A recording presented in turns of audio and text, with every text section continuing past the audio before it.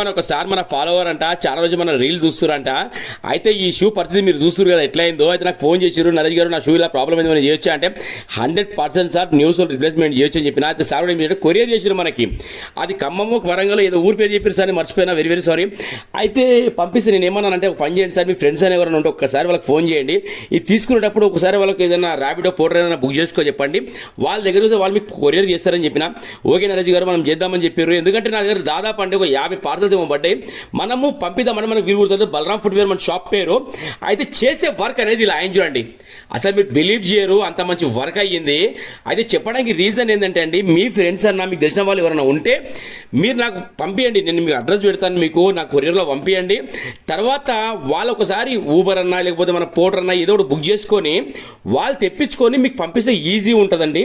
నా దగ్గర దాదాపు 50 పార్సల్స్ ఉన్నాయి, నేను పంపిద్దామని నాకు వీలు కుదురుతలేదు. ఓకేనా, నేను రేపు అంటున్నా కానీ ఎందుకంటే మన దగ్గర స్టాఫ్ చాలా తక్కువ మంది ఉన్నారు. అదిగాక మనం పోయి ఇప్పుడు లైన్లో నిలబడి మనం అక్కడ కొరియర్లో అక్కడ చేయాలంటే మినిమం 2-3 అవర్స్ టైం పట్టే అవకాశం ఉంది ఈరోజు రేపు. కొద్దిగా మీరు అర్థం చేసుకోండి. ఓకేనా, ఇప్పుడు నా పంపిస్తా. కొత్తగా ఎవరు ఉంటే మీ వాళ్ళు ఉంటే పంపించండి, కొద్దిగా సేఫ్ ఉంటుంది మనకి. Thank you so much.